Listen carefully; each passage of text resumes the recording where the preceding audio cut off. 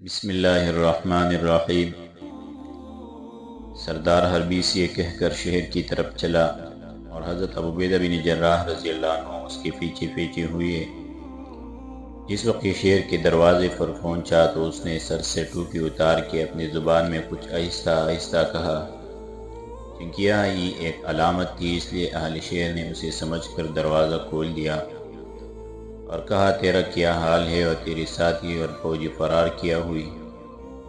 اس نے تمام قصہ بیان کیا اور اپنے آدمیوں کے متعلق اور صلح کی بابت بھی اطلاع دی۔ شہری یہ سن کر رونے لگے اور کہا کہ ہم سے جان و مال دونوں چھن گئے اور آدمی قتل ہوئے اور مال خون ہو گیا۔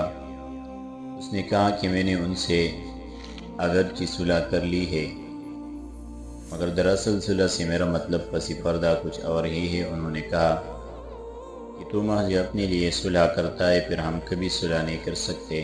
ہمیں یہ کس طرح گوارا نہیں ہو سکتا کہ عرب ہمارے جان و مال کے مالک ہو کر شہر میں داخل ہو جائے۔ ہمارا شہر شام کے تمام شہروں سے زیادہ مضبوط اور زرخیز شہر ہے۔ حضرت ابوعبیدہ بن جراح رضی اللہ عنہ نے حربیس کی مصالحات سے مسلمانوں کو آگاہ کر کے انہیں جنگ سے روک دیا تھا اور یہ حکم دیا تھا کہ اپنے آپ نے خیموں اور ڈیروں پر جا کر ٹھہر جائے۔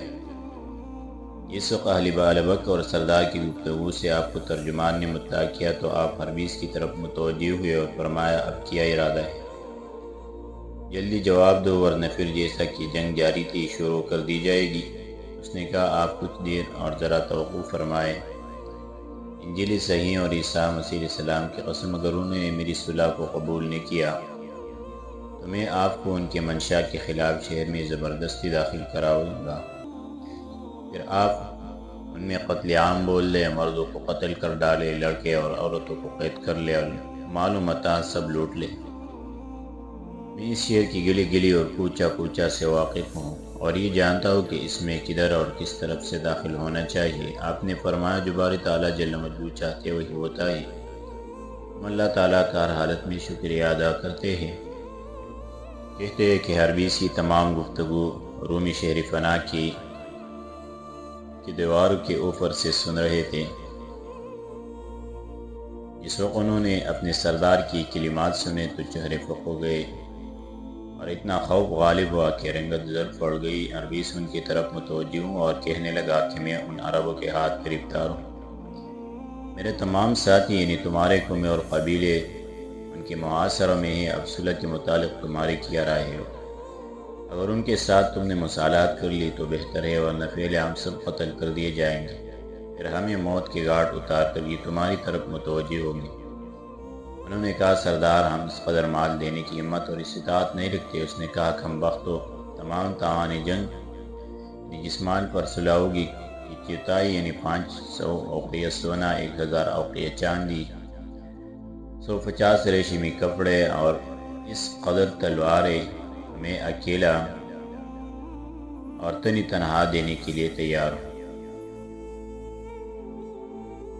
یہ سن کر رومیوں کے ڈھارس بندی اور انہوں نے کہا، اچھا، محض تیرے لیے ہم دروازہ کھول دیتے ہیں، جب تک ہم اپنے شہر کا انتظام نہ کر لے، اپنا مال و اسباب اٹھا کر کئی جگہ سر نہ رکھ دے اور اپنی عورتوں کو چھپا نہ دے، اس وقت تک یہاں عرب نہ آنے پائے۔ اس نے کہا، بے وقوف ہوں، میں نے تو پہلے ہی صلح اس بات پر کی ہے کہ کوئی عرب ہمارے شہر میں داخل نہ ہو، حتیٰ کہ ان کا معتمد سیاسی وہی شہر سے باہر ہی اقامت گزیر رہے گا۔ اس کے واسطے تم وہیں ایک بازار قائم کر دو گے جس سے وہ خرید و فروخت کیا کرے گی۔ رومی یہ سن کر بہت خوش ہوئے اور دروازہ کھول دیا، جس کی وجہ سے حربیس شہر میں داخل ہو گیا۔ حضرت ابوعبیدہ بن جراح رضی اللہ عنہ نے حضرت سعید بن زید رضی اللہ عنہ کو کہلا بھیجا کہ ان کو کے محاصرین کو چھوڑ دیا جائے۔ چنانچہ انہوں نے حکم فاتح محاصر اٹھا لیا اور انہیں سب کو لے کر حضرت ابوعبیدہ بن جراح رضی اللہ عنہ کی خدمت میں پیش کر دیا۔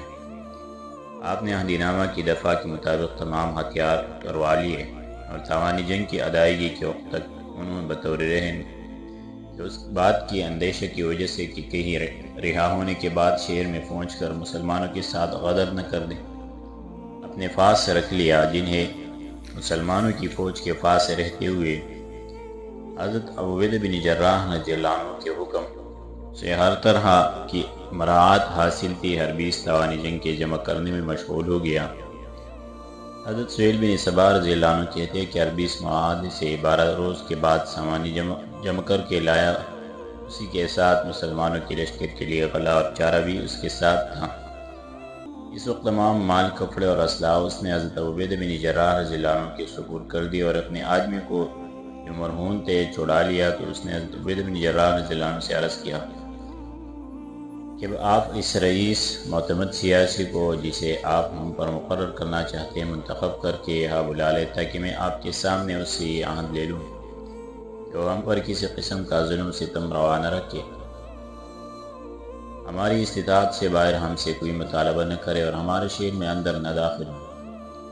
آپ نے سادات قریش سے ایک شخص کو جس کا نام رافع بن عبداللہ سہمی تھا بلا کر فرمایا، رافع میں تمہیں یہاں کا ریزیڈنٹ مقرر کر کے 500 سوار تمہارے قبیلے اور برادری کے اور 400 سوار دوسرے مسلمانوں میں سے تمہاری ماتحتی میں دے کر یہ حکم دیتا ہوں کہ خدا تعالیٰ کی اوامر و نواہی کی نگہداشت رکھنا، اللہ جل جلالہ سے ہر وقت جتنا ان سے ڈرنے کا حق ہے ڈرتے رہنا، پرہیزگاری اپنا شعار بنانا، عادل حاکم بننے کی کوشش کرنا، ظلم و جور سے بچتے رہنا، ایسا نہ ہو کہ حشر میں ظالموں کے ساتھ اٹھائے جاؤ۔ تم اس بات کو ہمیشہ یاد رکھنا کہ اللہ تبارک و تعالیٰ تم سے ان کے متعلق سوال کریں گے، اور جو کام حق سے منحرف ہو کر کیا ہوگا اس کا مطالبہ فرمائیں گے۔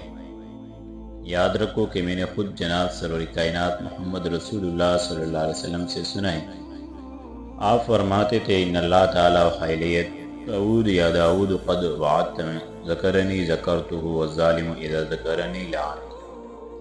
اللہ تبارک و تعالیٰ نے حضرت داؤد علیہ السلام کی طرف وہی فرمائی تھی کہ داؤد میں نے وعدہ کیا ہے کہ جو مجھے یاد کرے گا میں اسے یاد کروں گا، اور ظالم جب مجھے یاد کرتا ہے تو اس پر لعنت کرتا۔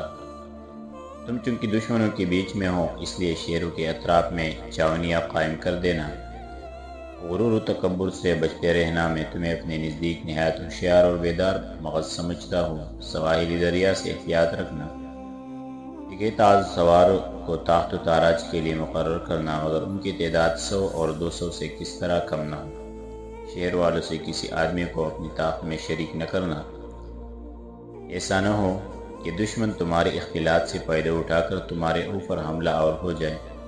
ان کی جماعت کا اگر کوئی آدمی تم سے استعانت چاہیے تو اس کے ساتھ اچھا اور نیک سلوک کرنا، ان کے آپس کے مقدمات اچھی طرح طے کرنا، ان کو عدالت اور انصاف کا حکم کرتے رہنا۔ تم ان میں مل جل کر بمنزل انہی جماعت کے ایک فرد خود کو ثابت کرنا، اپنے آدمیوں اور ساتھیوں کو اس بات کی تاکید رکھنا کہ وہ کسی فرد سے تعدی نہ دراز کرے، رعایا کے ظلم و فساد سے ڈرتے رہنا۔ میرے بعد اللہ تعالیٰ تمہارے حافظ و ناصر ہے، ان کی ذات پر بھروسہ رکھنا۔ السلام علیکم۔ وقیدی رحمۃ اللہ علیہ کہتے ہیں کہ اس کے بعد آپ نے یہاں سے کوچ کا ارادہ فرمایا ہی تھا کہ والی عین البحر آ گیا اور اس نے اہل بالبک کی نصف مقدار پر آپ سے صلح کر لی۔ اس کے اوپر آپ نے عباس بن مرواس کے ماموں حضرت سالم بن زویب سلمی رضی اللہ عنہ کو معتمد اممی مقرر کر کے ان کو حضرت رافع بن عبداللہ جیسی نصیحتی فرمائے اور خود ہمس کی طرف روانہ ہو گئے۔ اس وقت آپ رأس اور فیقہ کے مابین پہنچے تو والی یوسیہ ہدایہ اور تحائف لے کر آپ کی استقبال کے لیے حاضر ہوا اور تجدید صلح کی درخواست کی۔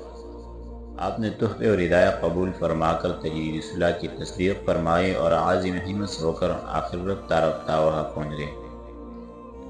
حضرت حبان بن تمیم ثقفی رضی اللہ عنہ کہتے ہیں کہ حضرت رافع بن عبداللہ سہمی رضی اللہ عنہ کی فوج میں بھی شامل تھا۔